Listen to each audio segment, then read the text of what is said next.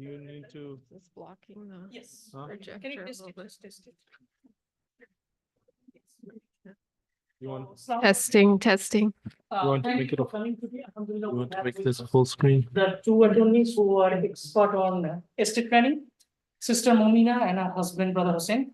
Jazakallah khairan. With no more further delay, let's start the program, inshallah. And we have dinner also, so please, let's start the dinner together. Thank you.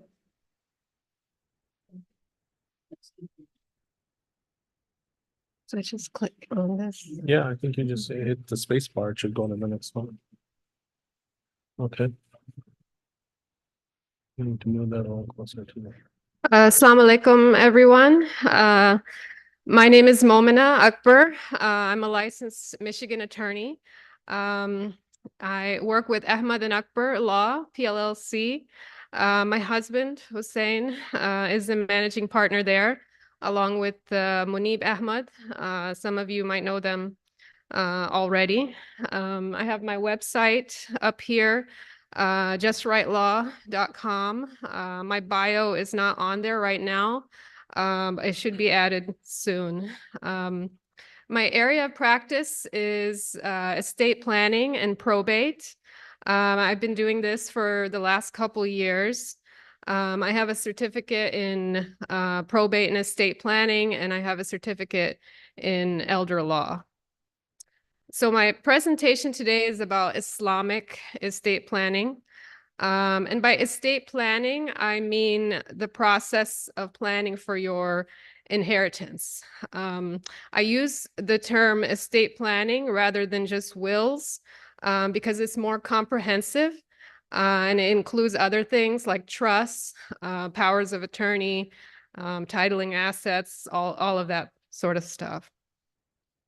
And you'll see in my presentation, why you need to be thinking more comprehensively about your estate beyond just the preparation of the will. So I've divided the presentation up into 3 parts. The first part, we'll talk about the Islamic inheritance law. And then after that, we'll talk about estate planning here in the context of Michigan law, because most of you are probably Michigan residents. And then we'll talk about how to incorporate the Islamic inheritance into your estate plan. What are some of the issues and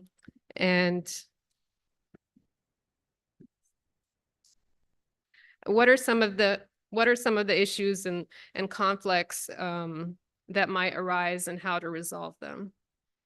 And then we'll open it up for questions after that. And before we get started, because I'm a lawyer and our favorite thing to do is give you some fine print, I put some fine print here for you. Hopefully you can read it. So this presentation is for educational purposes, and it should not be considered legal advice. The reason I say that is because everybody's situation is different. What applies generally to everyone may not apply in your particular situation. And then the second thing, I'm not a mufti and I'm not a sheikh. I've done a lot of research on the topic of Islamic inheritance law, but I'm going to give you a general summary of Islamic inheritance law, but I'm not a scholar that's qualified to give fatwas. So I'm an attorney qualified to give legal advice. So if you have fiqh-related questions, I'm going to suggest that you talk to imam or sheikh and get their opinion. So talking about Islamic inheritance law, the sources for Islamic inheritance law are the same as other areas of Islamic law. Quran is the primary source. And the verses regarding Islamic inheritance law are mainly found in Surah Al-Nisa, which is the 4th surah. The Quran goes into very specific detail about the Islamic inheritance, about the inheritance shares. And this is something that's unique to Islamic inheritance law. It's one of the few areas where you will find extensive detail provided in the Quran compared to other areas of Islamic law and practice. So I think because of this reason, we find that there's a lot of consensus between scholars on this subject. In terms of Sunni and Shia, the distribution rules for the core family members are basically the same. It's when you get beyond that that you find some differences. So the four Sunni schools of thought are mostly in alignment. There are just a very few minor differences. I'll try to point them out as we go along. So for historical reasons, the Hanafi school has the most developed case law on this topic, on Islamic inheritance law. So today's presentation is mostly going to be focusing on the Hanafi madhab. So we know from both Quran and Sunnah of the Prophet sallallahu alaihi wasallam that having a written plan is an obligation for every Muslim who owns assets. Now, I use the term written plan rather than the word will, because in this country, a trust can also govern the distribution of your assets, just like a will can. Now, in many Muslim countries, Islamic inheritance is the law of the land. And it doesn't matter if you have a written will or not. But here in the US, that's not the case. So it's especially important for each of us to have a written plan in place. If you don't have a plan, then state law is going to govern the distribution of your assets, and that's probably not going to be in accordance with Islamic inheritance law. So when we talk about Islamic inheritance, we can think of it in terms of two broad categories. So the first category is the fara'id. And this is what we mean when we're talking about the inheritance shares for the different family members. And then the other part of inheritance is the wasiyah, which is the discretionary portion of your inheritance. Each person has the discretion to distribute up to 1/3 of their assets to whom they wish, or to charity. Now, it's important to note under Sunni rules, the wasiyah should not be given to somebody who's already inheriting under the fara'id, so not your Islamic heirs. It can go to charity. It can go to somebody who's not inheriting, like, let's say, extended family members who are not getting a share. And then it can go to what's called non-heirs. And what I mean by non-heirs is under Islamic inheritance rules, there's class of people who do not inherit under the fara'id.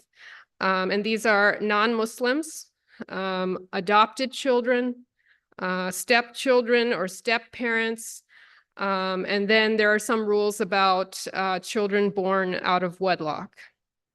So because they don't inherit under the fara'id, the wasiyah gives you an opportunity to provide for them.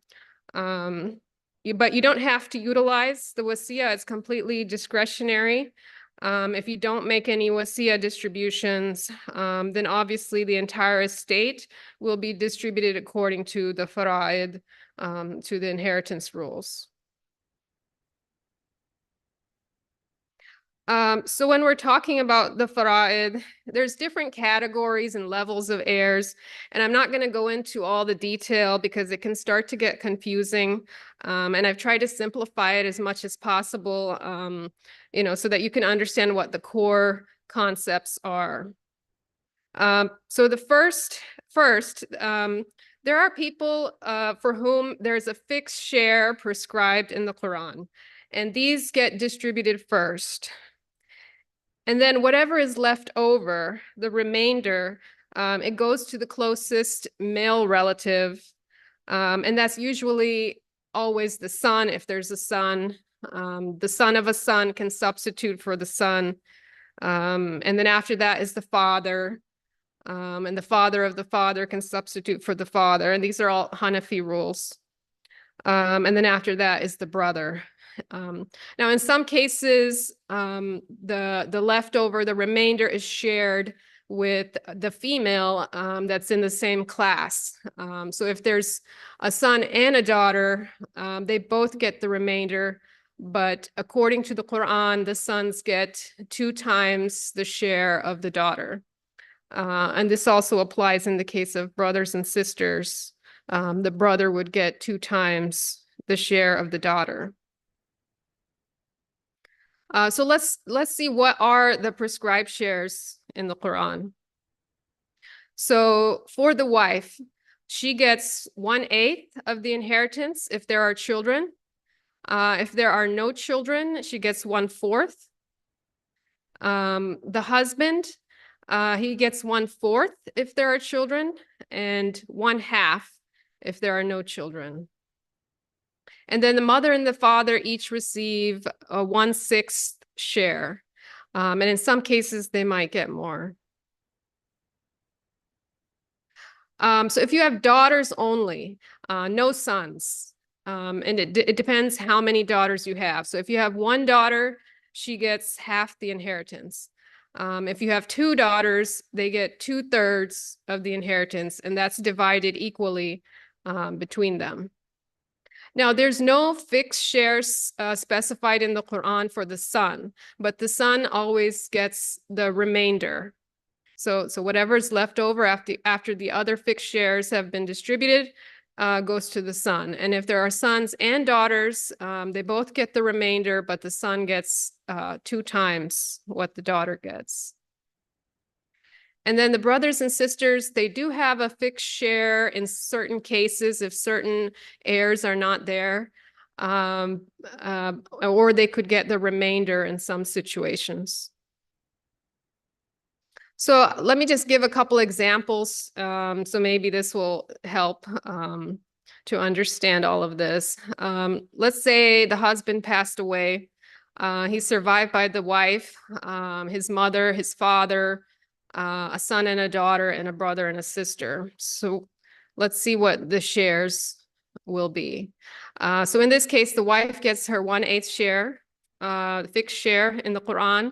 The mother gets 1/6 prescribed share, and the father gets his 1/6 prescribed share. And then the remainder goes to the son and the daughter, with the son getting 2 times the daughter. And in this case, because we have a son, because we have a father, the brother and the sister do not get a share. So another example, let's say the husband passed away, but this time there's no father and there's no son. So only daughters. So in this case, the wife gets her 1/8 share. The mother gets 1/6. And then since we have 2 daughters, they get 2/3 of the estate, and that's divided equally between them. Now, in this case, there is some left over, because if you add these fractions together, there's still some inheritance left over. So in this case, since we don't have a son and we don't have a father, the inheritance goes to the siblings, and the brother gets 2 times what the sister gets. It's a small portion, but there is a portion. And this is only in the case of someone who had only daughters and no father. So let's flip this, and let's say the wife passed away, survived by her husband, her mother, and 2 daughters only, brother and a sister. So the husband gets the 1/4 share from the Quran. The mother gets the 1/6. The 2 daughters still get 2/3. So it's pretty much the same. But in this case, the brother and the sister would have gotten a remainder. But in this case, there's nothing left over. I don't know how good your math is, but if you add these fractions together, It's actually more than one whole. So now we have a problem. The total of all shares is over 100%. So what do we do then? As this is where the concept of ol and rad comes in. Sorry for my pronunciation. So if the sum of all the shares is over 100%, each share is proportionately decreased. And then the flip side of that, the rad is if the sum of all the shares is less than 100%, each share is proportionately increased. Now, under Hanafi rules, this does not apply to the spouse. The spouse's share should not be increased in that case. So there's so many different possible permutations. So how do we end up calculating all of these things? So when I do my estate plans, I typically attach a schedule, listing all the different possibilities. It's very long, so I try to adapt it to a particular client's situation. I'll also maybe lay out who the current heirs are and what their shares are, just as an example. We don't know who the actual heirs will be until the time of death, because we don't know if two people pass away at the same time. The shares are going to end up being different. There are several online calculators. I can't vouch for their accuracy 100%, but so far from what I've seen, they've been fairly accurate. You can even plug in your particular madhab that you follow, and it gives you the shares and the fractions, and also gives you explanation for why it's that way. But as a caution, I would say double check it with a scholar, a sheikh, to make sure that it's correct. So we talked about who gets what, but what is it that we're actually dividing and distributing? So what is the estate for Islamic inheritance purposes? So that's everything that you own in your own name, and also 50% of your joint assets. Now, we'll talk more about joint assets a bit later, but that's just for a general reference point. We'll say 50%. So these are different types of things that can be considered your estate. Some things don't have to be distributed according to Islamic inheritance rules. And then there's some assets where there's a difference of opinion about whether it has to be distributed according to Islamic inheritance law or not. And these are retirement accounts and life insurance policies.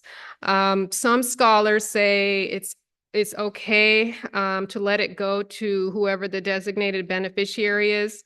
And some say, no, it needs to be distributed according to the Islamic inheritance rules. So this is something that you would need to talk to your own sheikh, imam about, and decide how you want to distribute those. So I just have a note here about the order of the distribution. You pay the burial and funeral expenses first. That's followed by the debts of the deceased. And then after that is the wasiyah.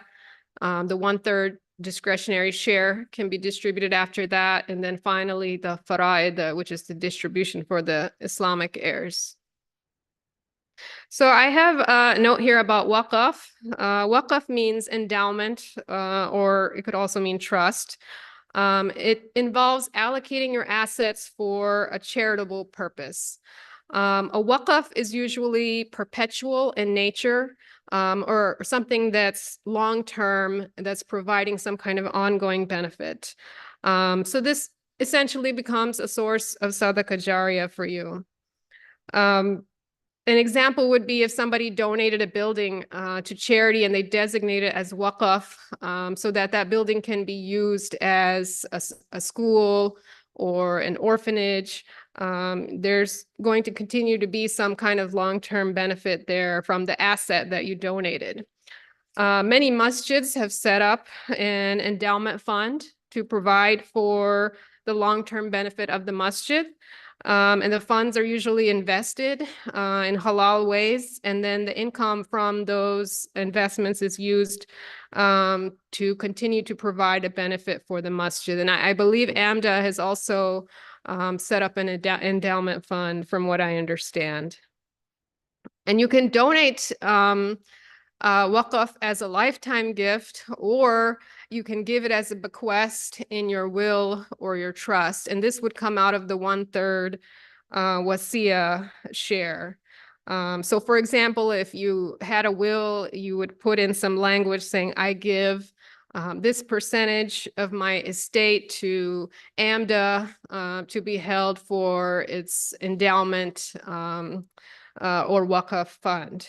And I strongly encourage everyone to consider setting aside assets for charity in your will or your trust, because this is an easy source of sadaqah jariyah. You know, maybe we can't afford to give the money during lifetime because of financial constraints, but it's easier for people to put this in their will and give the gift at, you know, after they pass away. So let's move on to the second half of the presentation. We'll talk about estate planning in the context of Michigan law. So everybody should have a written plan in place for the distribution of your assets, and the mechanism for doing that is the will, or it could be a trust. If you don't have a plan, then state law is going to govern the distribution of your assets. So Michigan has rules about where the assets will go. It's typically the spouse, followed by the children. And, you know, if there's no children, it goes to parents. So it's not going to be, the shares are not going to be the same as Islamic inheritance. So what happens to your assets here in Michigan if you pass away? The answer to that question depends on how the assets are titled. If any assets are in your name alone, they're not joint with anyone, they're in your individual name, then those assets have to go through the legal process of probate in order to be distributed to your heirs. And this happens through probate court. If you have a will, the probate court will distribute according to your will.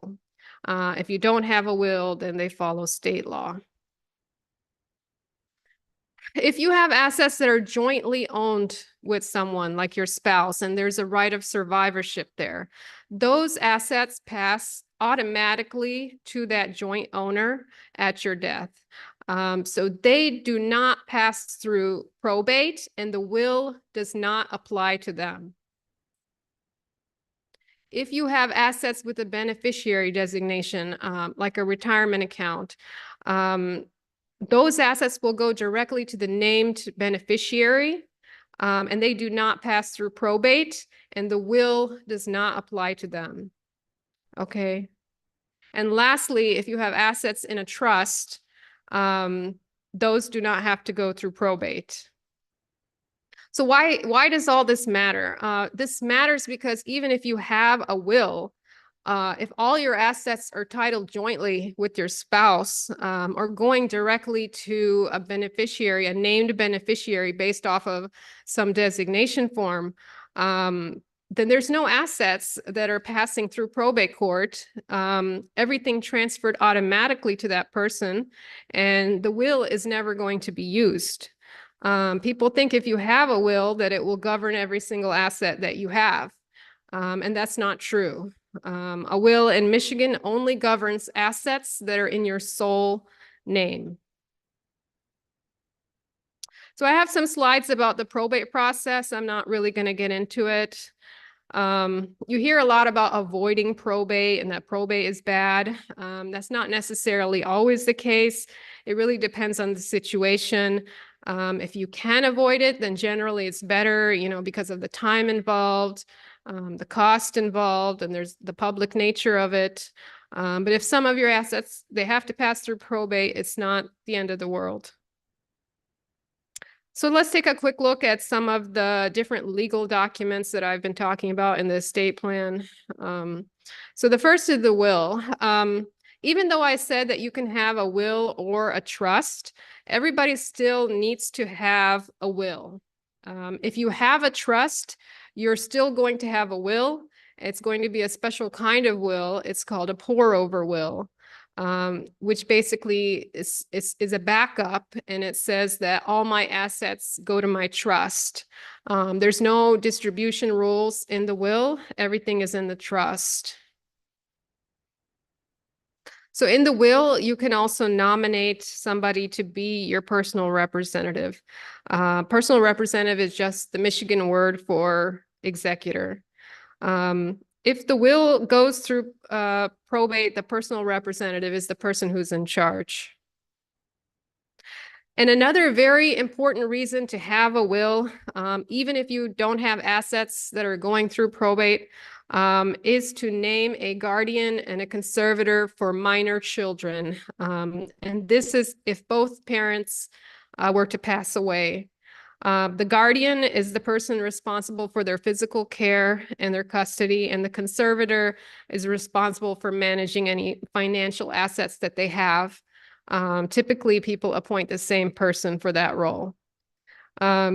So if you have minor children, you want to make sure you nominate someone for this role. Otherwise, it's going to be up to the court, and the kids could end up temporarily in the foster system until the court decides who the guardian is going to be. And then you can have conflicts between family members about who gets to keep the kids. So it's best to avoid this and name somebody in your will for that role.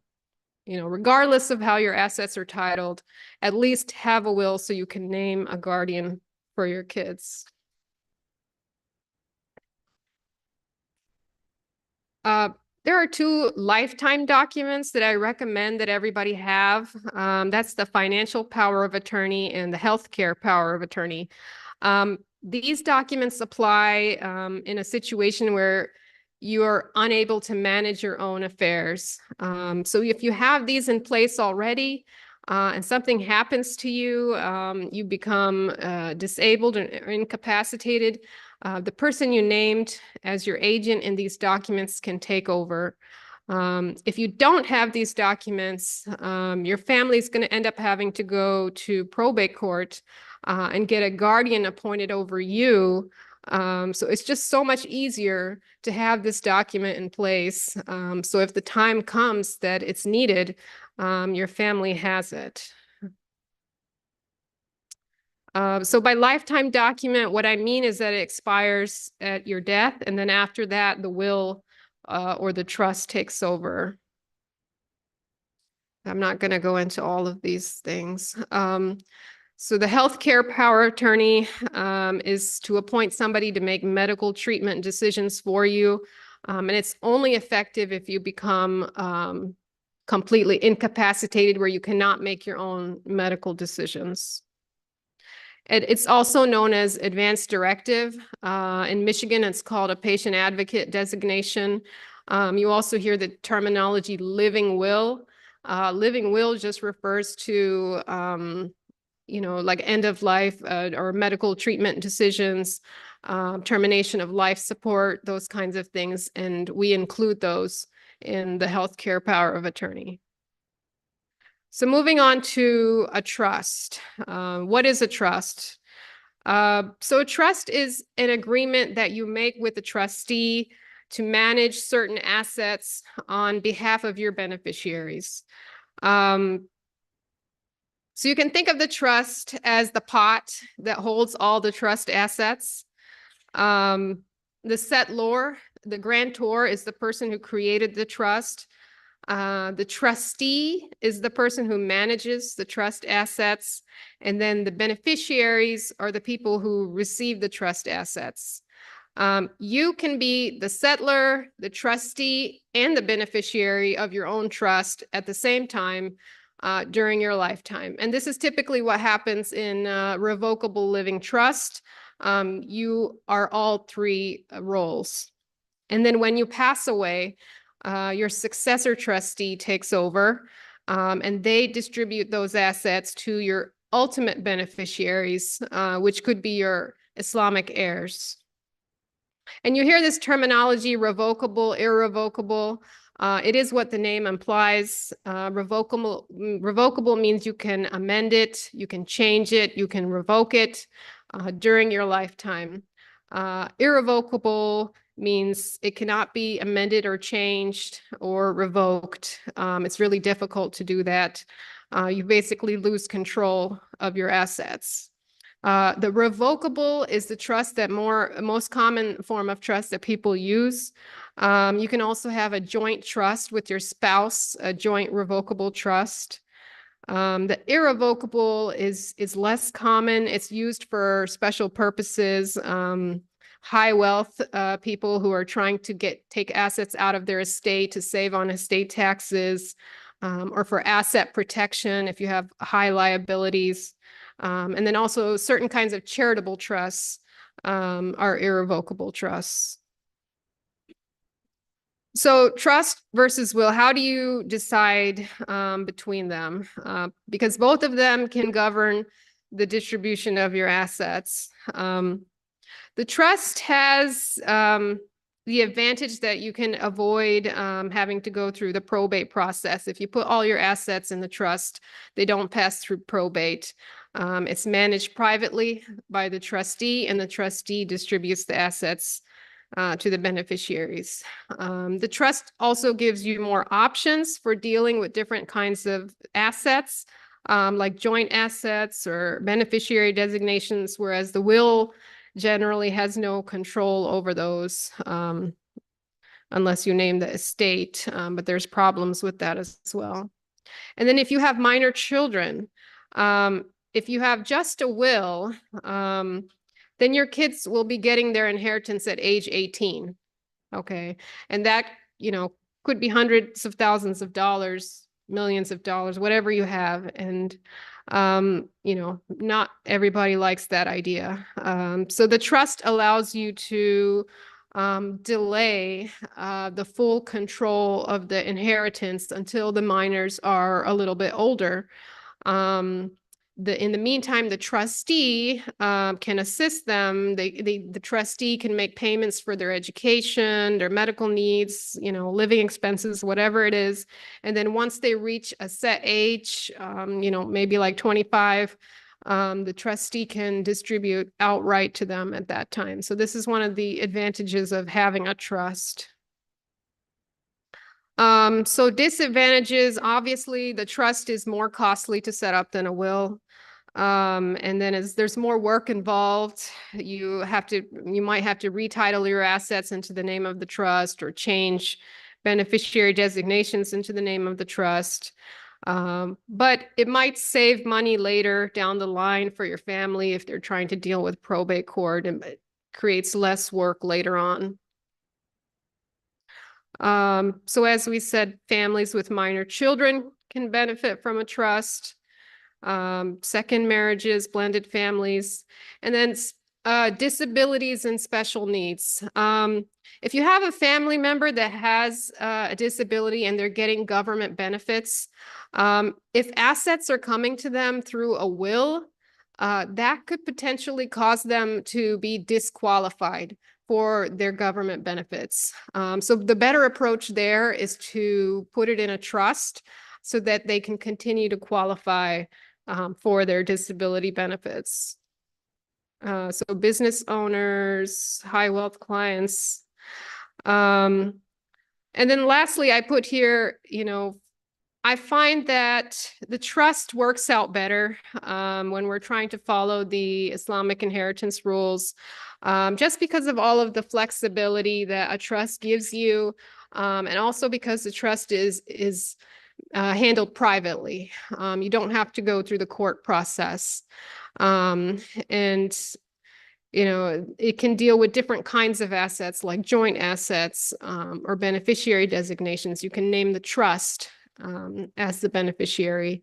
So there's just a lot more flexibility with it. But it's really, in the end, when you're deciding between a will or a trust, it really depends on the individual situation. I have a note here about taxes. I'm not really going to go into it in detail. Estate tax is not really a concern for most people because the exemption level is so high. 13.6 million right now. It's supposed to decrease to 6.8 million, which is still very high. So most people are not going to have an estate tax concern. There are other taxes that, we as the estate planning attorneys have to take into consideration when we're preparing documents for people. We want to try to minimize these other taxes as much as possible. So let's talk about incorporating the Islamic inheritance into the estate plan. So from what we've been talking about, it's not as easy as it seems. There's a lot of different issues that come up that make it a little bit more complicated. And then, one issue is the jointly owned property. Under state law, the title passes automatically to the joint owner. And if you want to have your share of the joint assets to go to your Islamic heirs, then having a will just by itself is not going to accomplish that. And the same thing for beneficiary designations. Those pass automatically to a named beneficiary. If you wanted to distribute those Islamically, then we have to plan differently. State elective shares and mandatory allowances. So Michigan requires a minimum allowance to be delegated to the spouse and the minor children to provide for their maintenance and living expenses. And Michigan also allows the spouse to reject the share in the will and instead take the share that's offered by the state, which is about 1/3 to about 1/2 of your estate. And that's obviously a lot higher than, let's say, if they were getting a 1/8 or 1/4 share under Islamic inheritance law. So we have to consider that in the planning. There are ways to avoid the elective shares. And another thing that's not so obvious is providing for a surviving spouse, in particular, the wife. So if the husband passes away, the wife only gets a 1/8 share if there's kids. Is that enough for her to live off of? So maybe we need to be thinking of ways to make sure that the surviving spouse is provided for, especially since Muslims don't like to use life insurance, to provide for family members. So we have to think of other ways that we can provide for the spouse. So there are different ways that we can resolve these issues, and it's really dependent on the particular client, what their family situation is, what their assets are. Maybe we want to consider a trust-based plan instead of a will. Or maybe you do a will, but you also have a marital property agreement to cover the joint assets and beneficiary designations. And then there's also family property agreements that you can do. Some people say that you should split the joint assets. And as an attorney, I don't recommend that because of creditor issues. I won't go into detail about it right now. Another thing that we can do is disclaimers. And what I mean by that is under Islamic inheritance law, your Islamic heirs have the option to disclaim or give up their inheritance share. So for example, let's say you have parents, you have children, maybe your parents are well off financially, and they might say, well, we don't need our share of inheritance. We want all of it to go to our grandkids or your kids. So now we're only planning for the kids, maybe the spouse. So it makes the plan much simpler. And similarly, the heirs can agree to delay the receipt of their inheritance. So let's say there's joint property, one spouse passes away, the other spouse still needs a place to live. So the heirs can agree to let that spouse stay in the house until he or she passes away, and then at that point distribute the inheritance. Now that might mean someone is not going to get their share in their lifetime, but their share is allocated to them, so it will go to their Islamic heirs. Some other methods that people use to ensure that the surviving spouse is provided for is deferred mahar. You know, some people increase the amount of mahar so that it becomes a gift to the spouse. Another thing is lifetime gifting. You can allocate assets to your spouse during life because Muslims are free to give gifts during their life as they wish. So now the assets belong to the wife, and you know, maybe now she has more money to provide for herself in case something happens. So in conclusion, you know, we know that, you know, we have an obligation to have a written plan in place to distribute our assets according to Islamic inheritance law. But however, as we've seen, it's not as simple as it seems. There are issues we encounter when we're trying to incorporate the Islamic inheritance law into an American estate plan. And as we've seen, a will on its own might not solve all the issues. So we have to think about the estate overall, how the assets are titled, who are the heirs, what is the family dynamic, and then come up with a plan that actually does what you're trying to do. And that might mean doing something else in addition to the will. People often ask me for a sample will template, and I just don't feel comfortable recommending that because without knowing what all the factors are, how do we know if that will is actually going to work out properly for someone? Or is it going to create some unintended problems like we saw with the disability benefits? So that's why I'm just very hesitant about these one-size-fits-all approaches. I think it's a good idea to talk to an attorney. The problem is there are very few Muslim attorneys out there who do estate planning. I know of only like 2 others in Michigan right now, and the few of us cannot help everybody.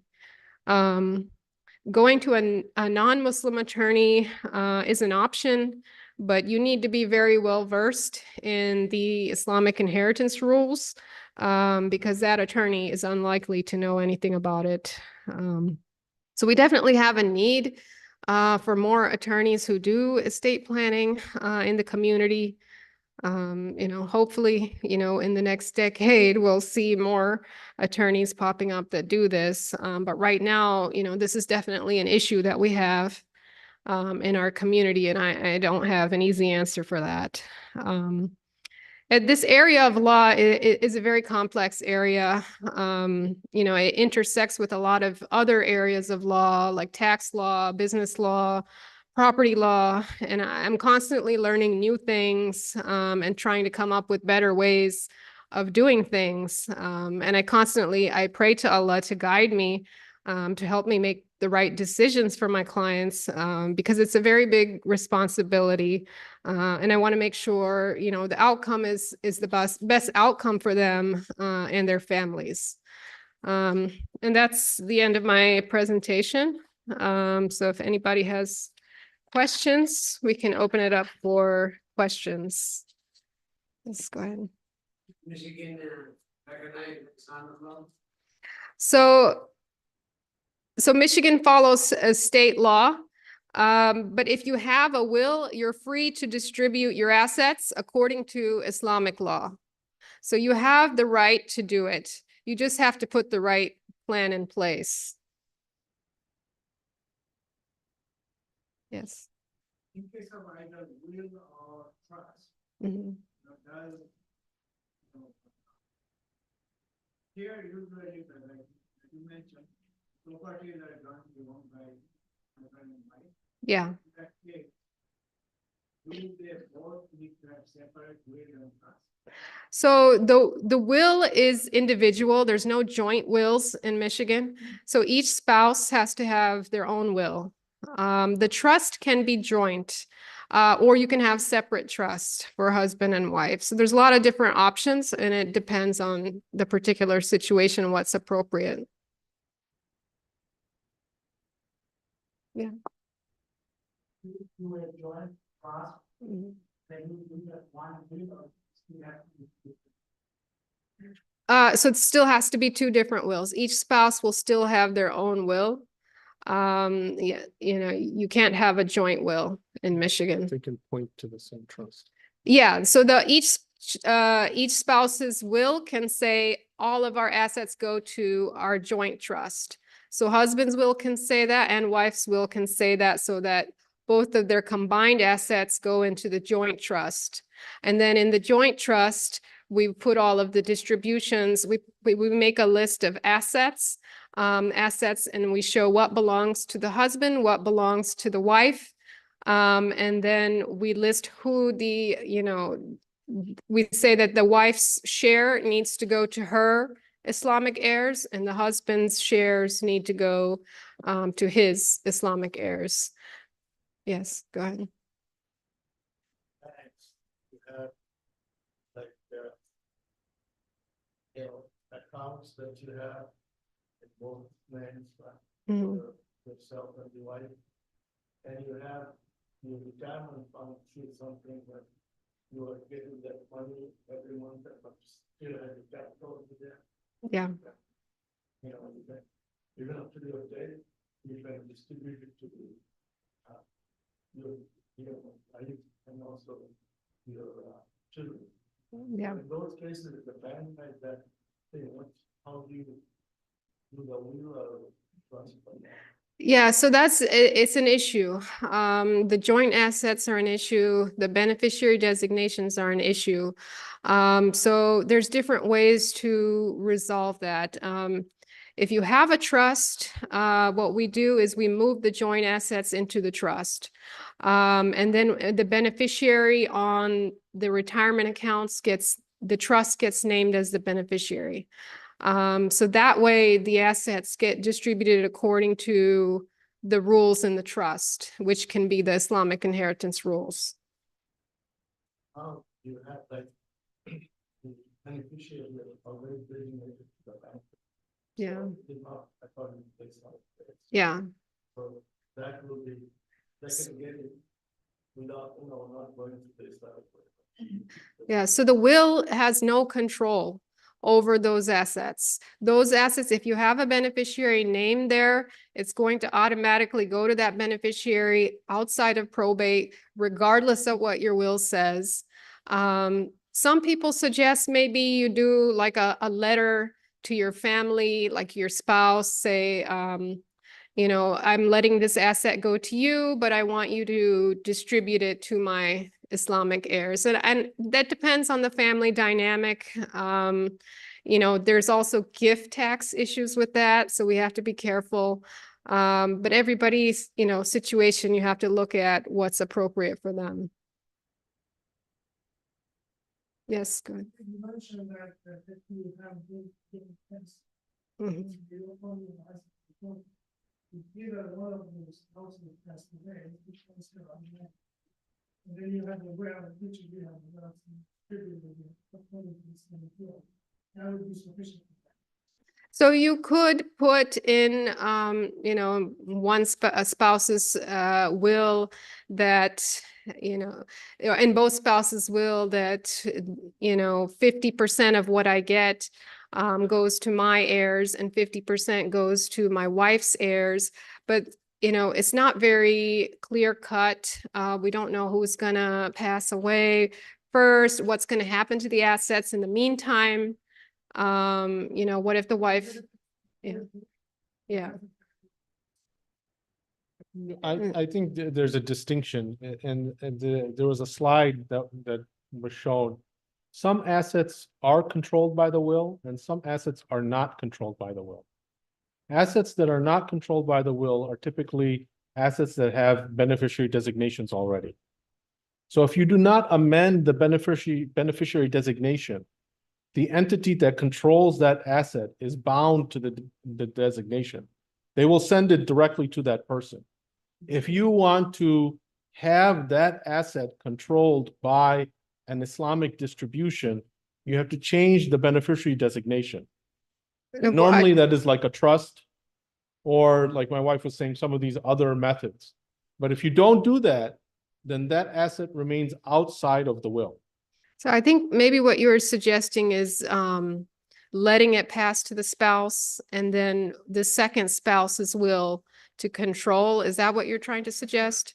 So yeah, that's what I'm saying. There's some issues in between, like what if the assets get used up, or the wife or the husband, they give the assets away. So, but it is an option. It is an option. So Your house, bank. yeah.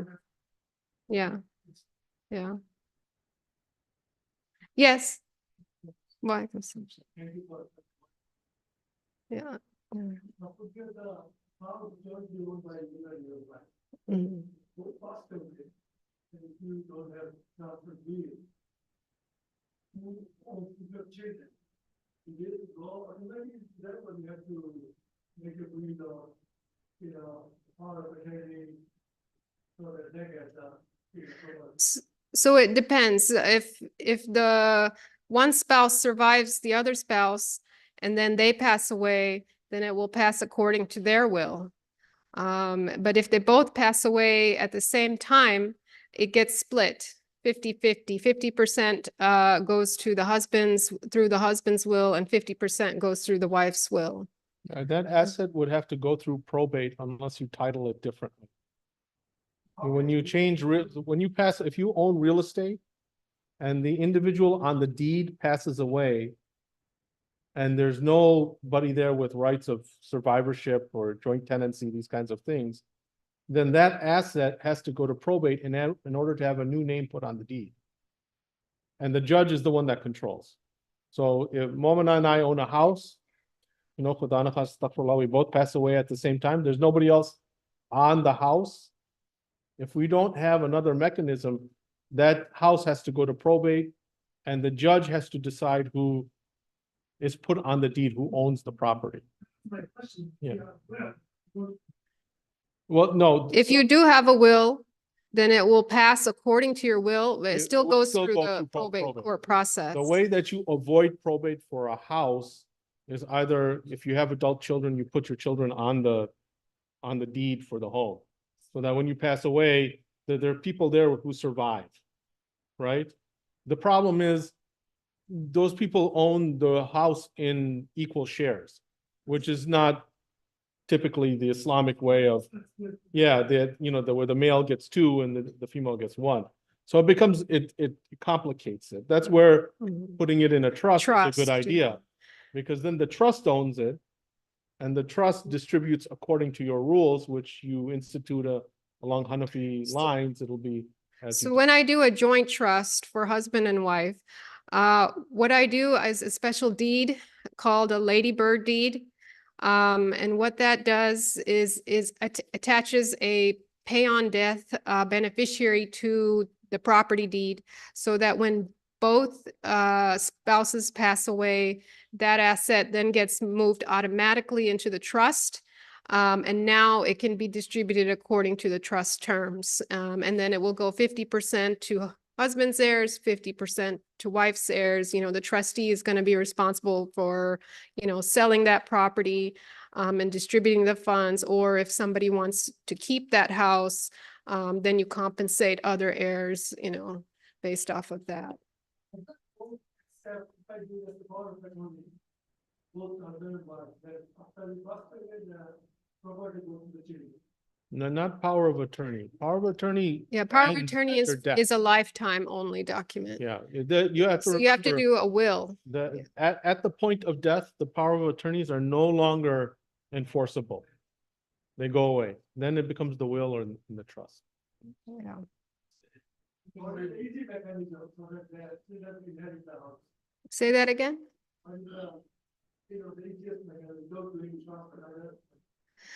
So, like I said, there's problems, because if it's jointly owned, it's not gonna go according to the will until until the second spouse passes away, and then at that point, it can go according to their will.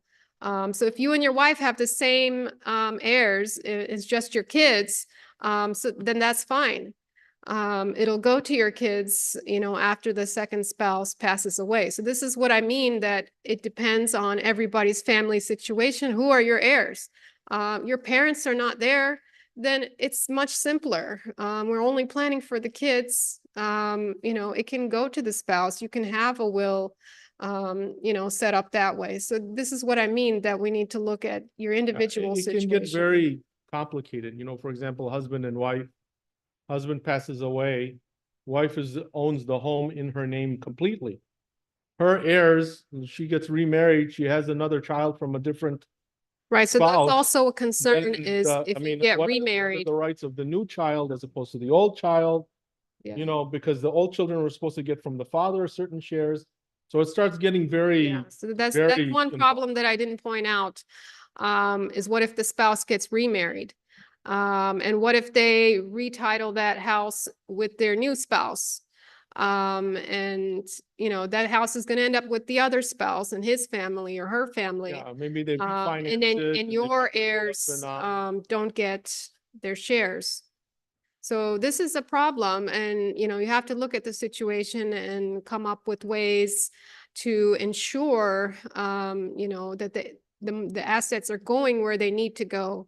And so this is where we have those, the property agreements, or maybe we do the trust. A lot of it also depends on the client, because some clients, they don't care. Some clients, they see it as an amana upon themselves. They have to do it a certain way.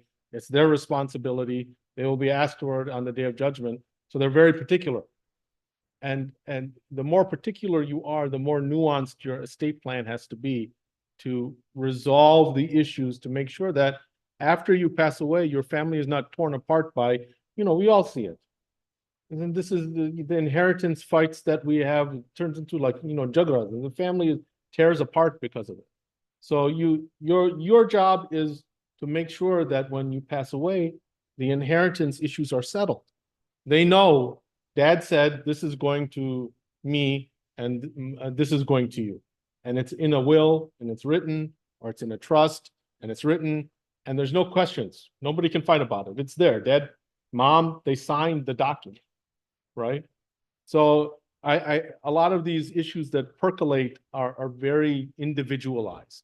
And that's where having an attorney, who doesn't deal with the cookie cutter kind of forms, who's looking at the specifics of your family, the assets you have, how do you title them? How much are they worth? Who are you giving them to? What is your intention? And creating a plan for you. And then as you go through life, those plans will change. People pass away and they get remarried, they have more kids, all of this kind of stuff. Can you put the name, the children's house deeds? So you can do that. It's not recommended, because once you add joint owners, if those joint owners have some kind of creditor liability, then you become exposed, that asset becomes exposed to their creditors. So that's legally, we don't like to recommend that, but it is an option. It depends on the situation. You also need to be aware of, we've had this issue where some city tax assessors will uncap your house. And so, if you've owned a home for 20 years and your house is at a lower tax rate, if you start adding people to the deed, the tax assessor has the right to say, well, this is a new ownership. I can uncap it. The deed that I was talking about, the Ladybird deed, I would recommend that over doing joint owners. Yeah. Okay, because with the Ladybird deed, the property only passes to the kids if both of you pass away. And they're not a joint owner, so their creditors are, you're not exposed to it. So I think the Ladybird deed is definitely a better route. With the caveat that your children will own in equal shares. Yeah. You have to be okay with that, which is not what the distribution scheme is normally. If you have all sons or all All daughters, sons, all daughters. it that makes it that's much easier. fine. But if you have two sons and one daughter, and the daughter has an equal share to the male children, they may feel that, you know, she is imposing on their rights, right? It becomes an issue. yes.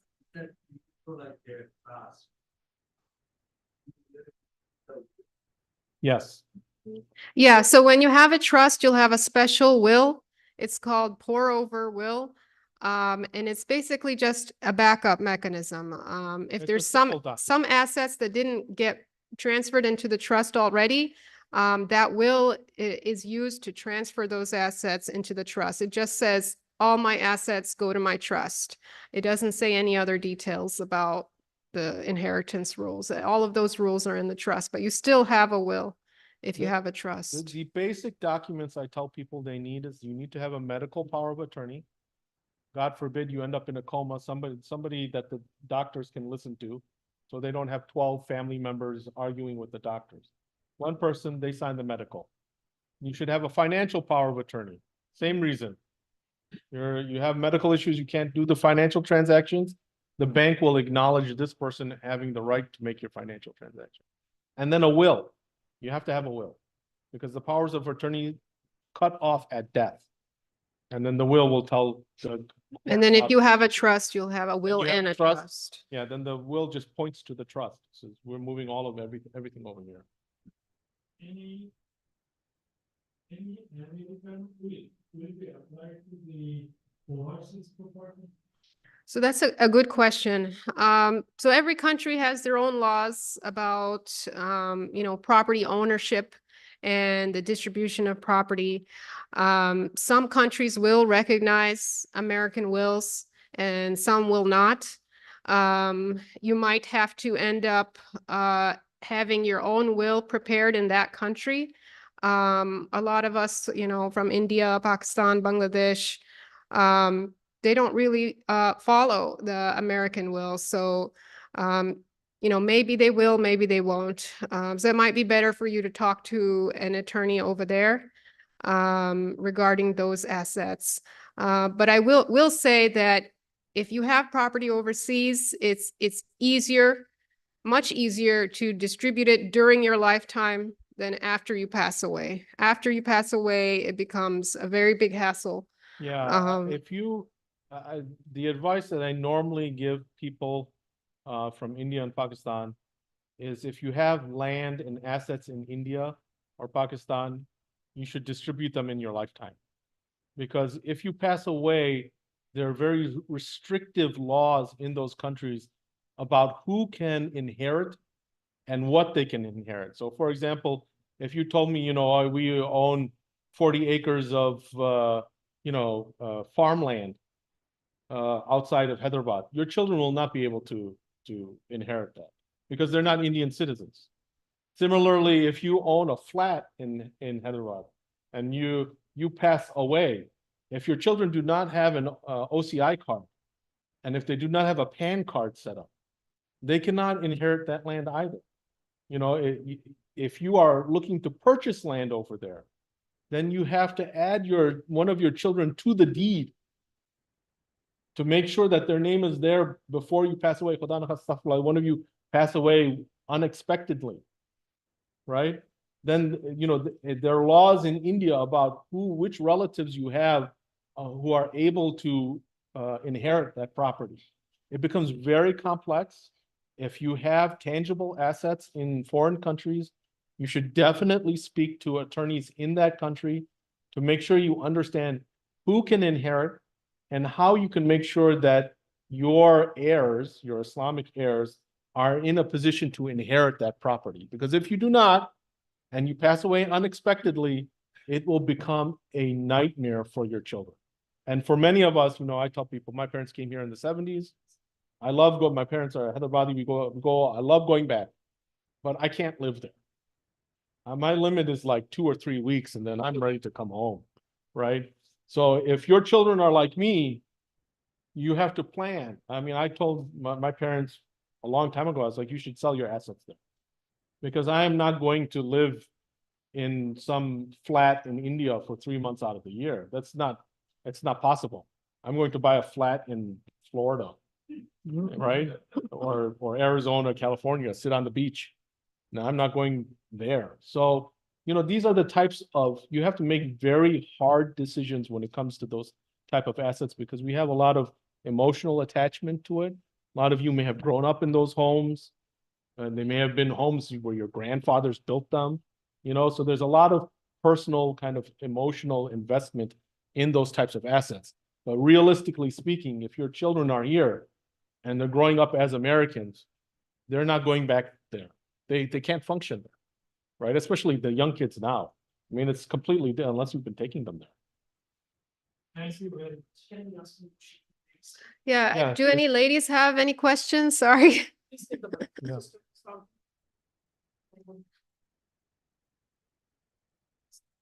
Yeah.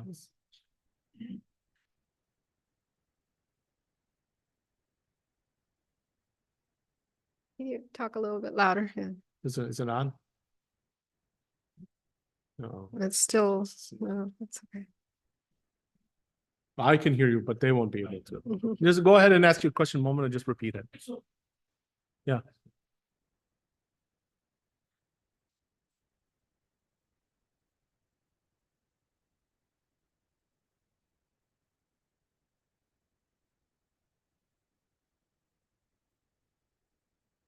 Yeah, so if you have a revocable trust, the question is if you have a trust, can you change it to change the beneficiaries? And yes, if you have a revocable trust, you can amend it anytime during your lifetime. Change the trustees as well. Yeah, so you will do an amendment to the trust to change the terms. So what I do, for the Islamic trusts is I'll have a schedule that shows who your current assets are, and I attach it as a separate page. So that way we can, if we need to amend it, we can just amend that one page to say, if there's been a change in the family, somebody passed away, and we need to adjust the shares. But I still attach, the longer schedule, because we don't know. We don't know if two people pass away at the same time. You and somebody else pass away at the same time. So then the shares are completely different. So I always have that other longer schedule attached as well. Right. So when you pass away, the trust becomes irrevocable. It cannot be changed anymore after that. And then if you have a joint trust with husband and wife, it's still revocable, by the surviving spouse. But after both spouses pass away, then it becomes irrevocable. It cannot be changed anymore. Any other sisters? Any questions? Samia?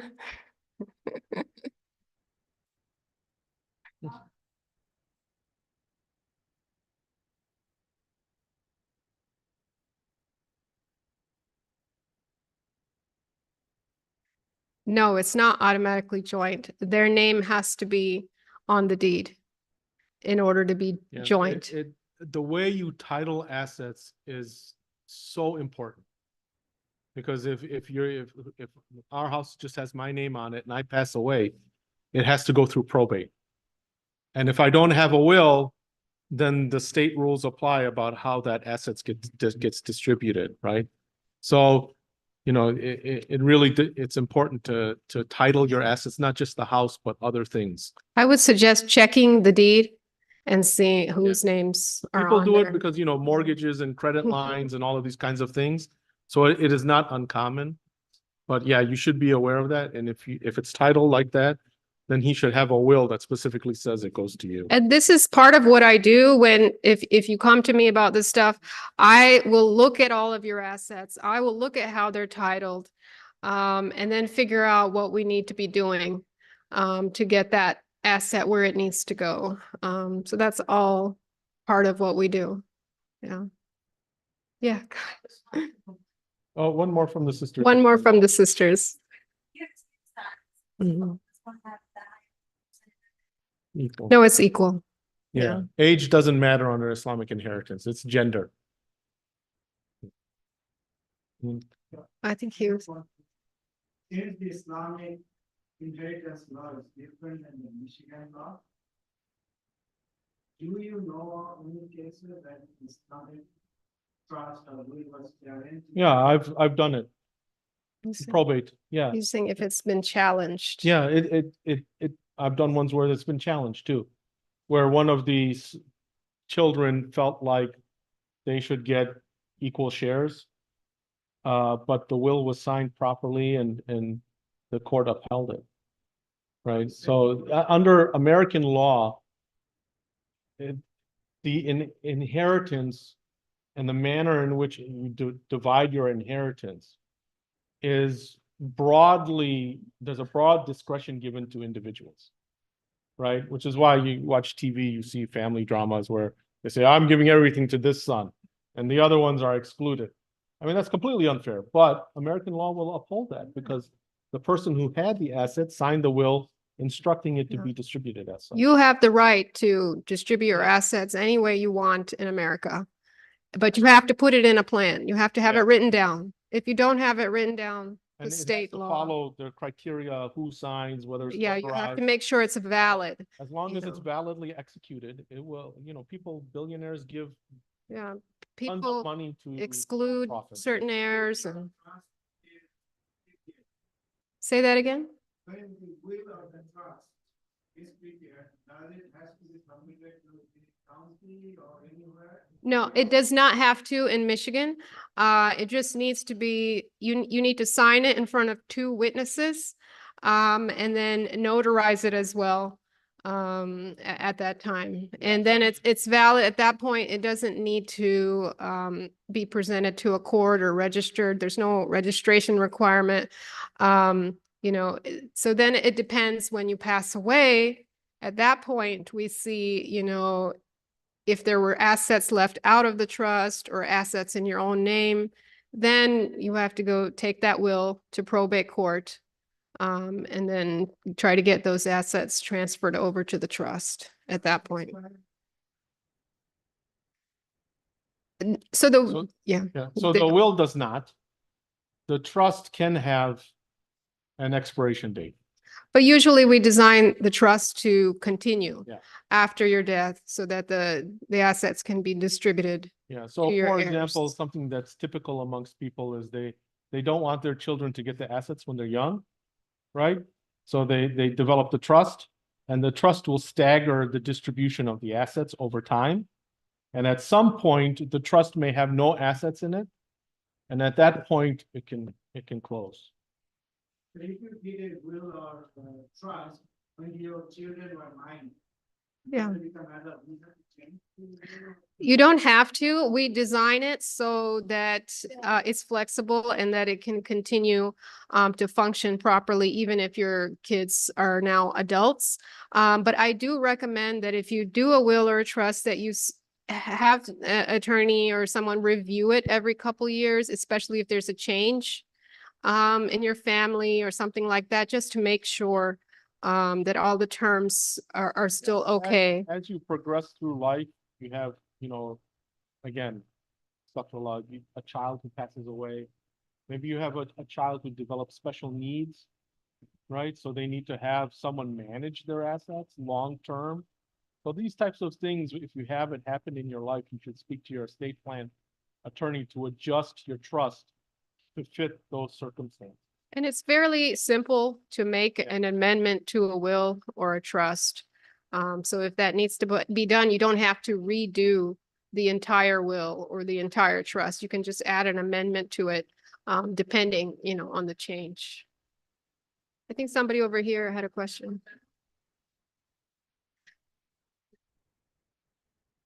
So it's not necessarily a bad thing. Probate court, it's a time-consuming process, so, it can take up to a year for the assets to go through that probate process to get to your heirs. In terms of costs, it is, it can be expensive depending on how many assets are passing through. You're going to have court fees, which is probably a couple $100. But you'll also have attorney's fees, because most people can't So- handle it themselves. They usually need an attorney to help them with that process. We have And helped that's, people through the probate process. If you have a reasonably sized estate, and by that I mean an estate that's worth around $1 million, you will take probably 9 to 12 months to get the money to your kids. And it will probably cost you, in terms of attorney fees, anywhere from $2,000 to $10,000, depending on how complex and who's fighting it. And you'll probably have to pay inventory fees and court fees of another like $2,000 to $3,000 at least. So, you know, it's not a bad thing. It's certainly a way for, if you have a small estate, maybe a trust isn't the way you want to do it. But it does take time and it does take money, which can be very difficult for your children if they have no income coming from you. You know, they need assets right away to pay the bills and maintain their lifestyle. Okay? And then I think this will be the last question. Mhm.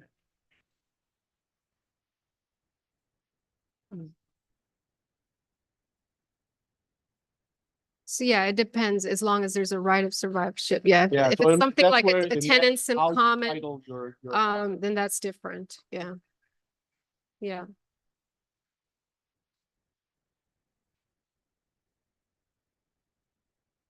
yeah, yeah. Mm. Yes. Their Their will, will. yes. Yeah, so what The happens, first, those, the first one never Yeah. gets used. those assets get dumped into the surviving spouse's estate. Yeah, Yeah, basically, yeah. so basically the wife's, her, her heirs will get everything, right? I mean, women tend to live longer, right? So it's more likely that it'll be distributed through, yeah.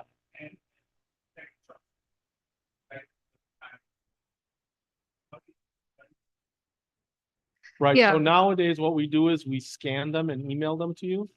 Okay, so that if the original is lost, the court, probate court will typically accept the scanned copy if the notary, that whoever notarizes it or the attorney that drafts it is able to verify to the court that it's an accurate copy.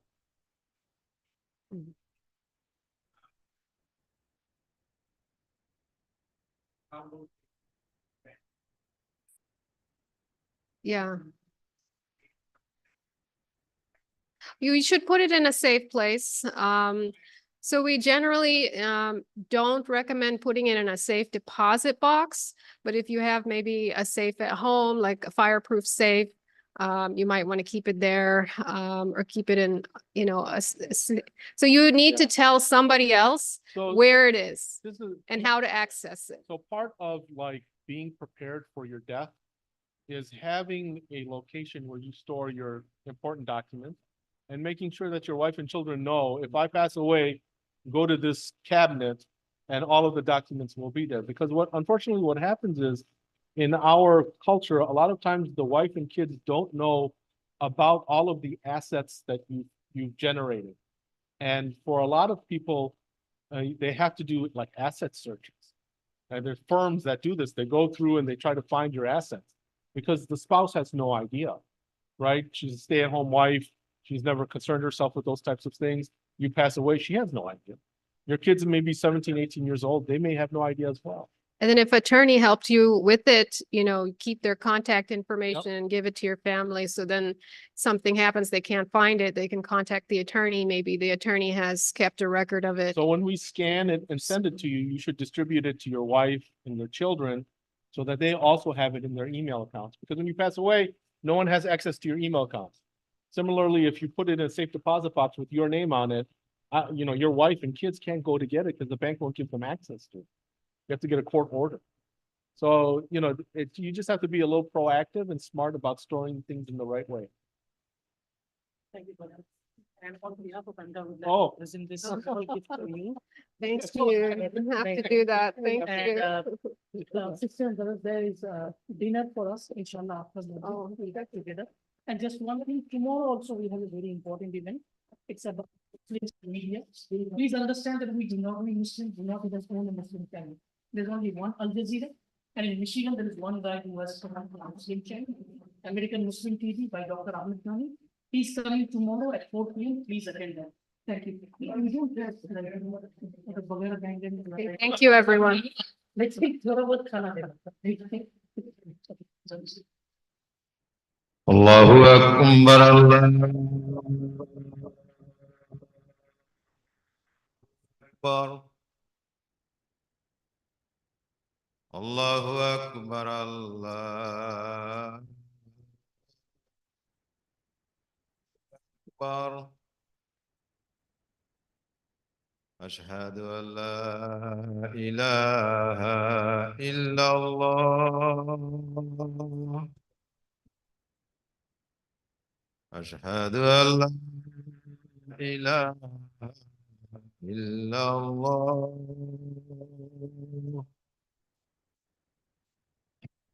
أشهد أن محمدا رسول الله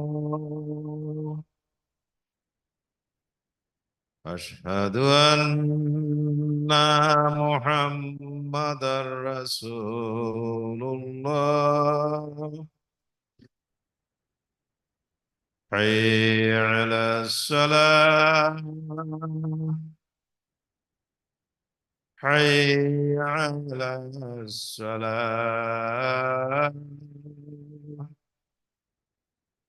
حي على الفلاح حي على الفلاح الله أكبر الله أكبر لا إله إلا الله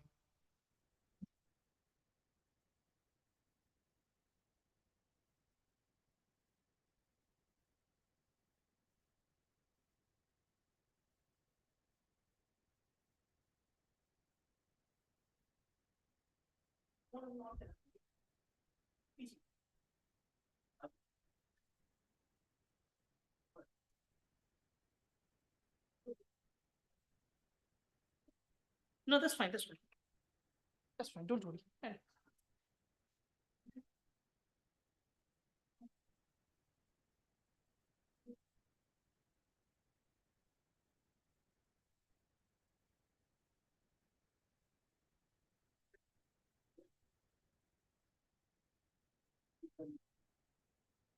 الله أكبر الله أكبر الله أكبر الله أكبر أشهد أن لا إله إلا الله أشهد أن لا إله إلا الله أشهد أن محمد رسول الله أشهد أن محمد رسول الله حي على الصلاة حي على الصلاة حي على الفلاح حي على الفلاح قد قامت الصلاة قد قامت الصلاة الله أكبر الله أكبر لا إله إلا الله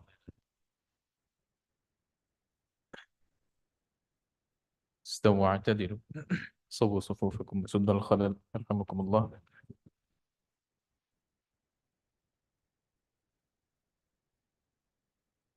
الله أكبر.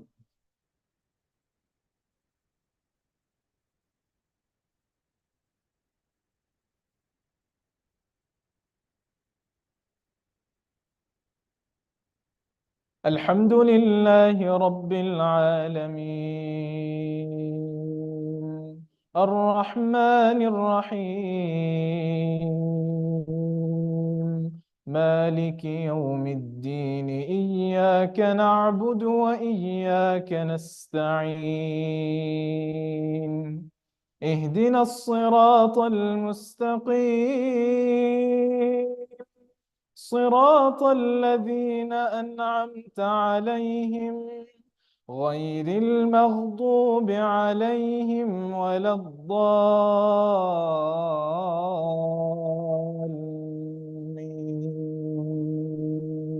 الضالين.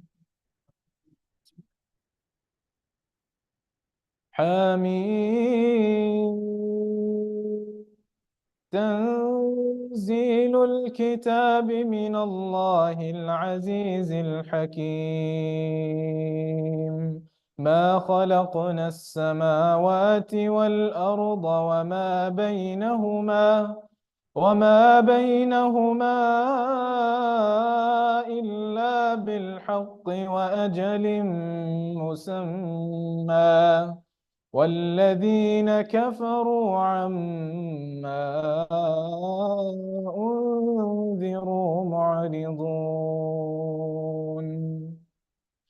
قل أرأيتم ما تدعون من دون الله أروني ماذا خلقوا من الأرض أم لهم شرك في السماوات.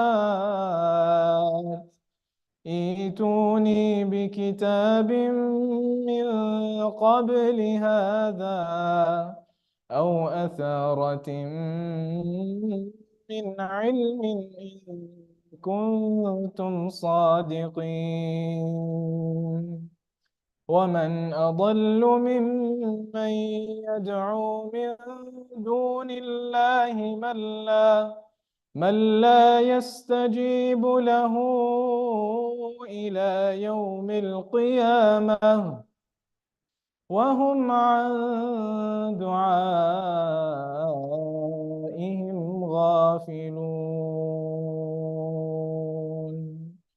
الله أكبر.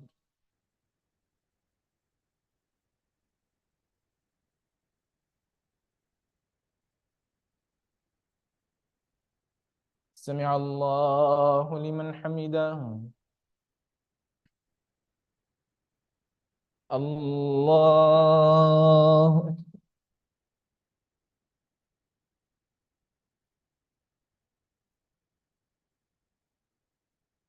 الله أكبر. الله أكبر.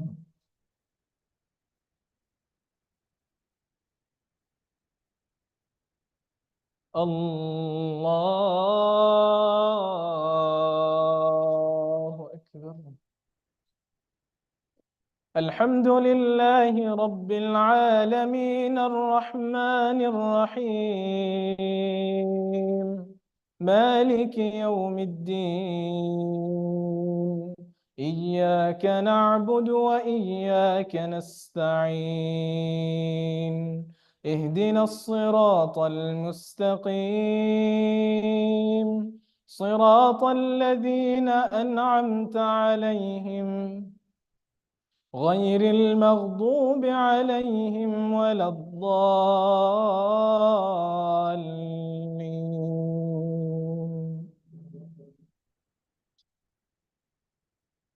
ويوم يعرض الذين كفروا على النار أليس هذا بالحق قالوا بلى وربنا قال فذوقوا العذاب بما كنتم تكفرون.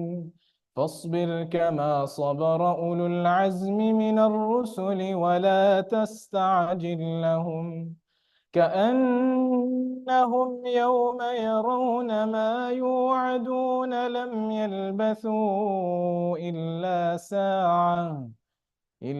ساعة من نهار بلاغ فهل يهلك إلا القوم الفاسقون. الله أكبر.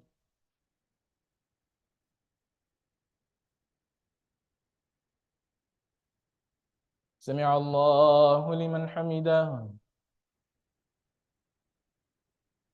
الله أكبر.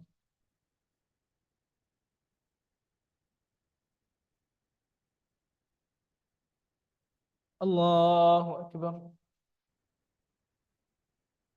الله أكبر.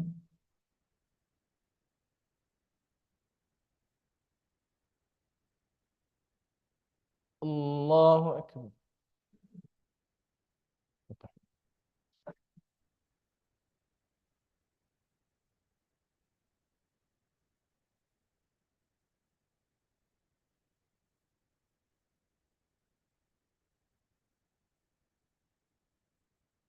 الله أكبر.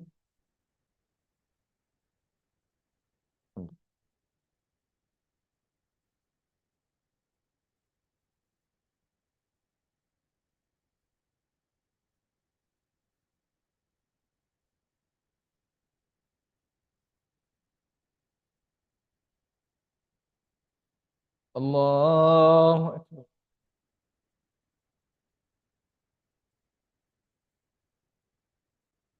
سمع الله لمن حمده. الله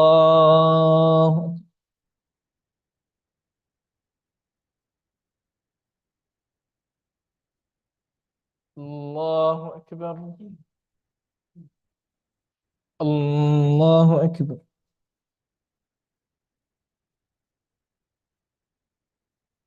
الله أكبر.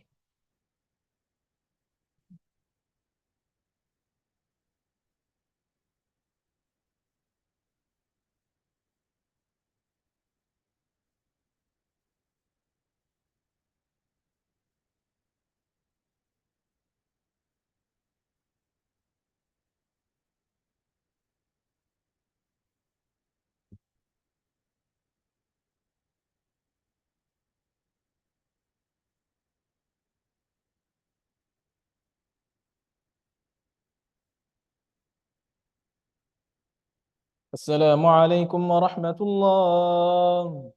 السلام عليكم ورحمة الله. الله أكبر. الله لا إله إلا الله. من ذا الذي ولا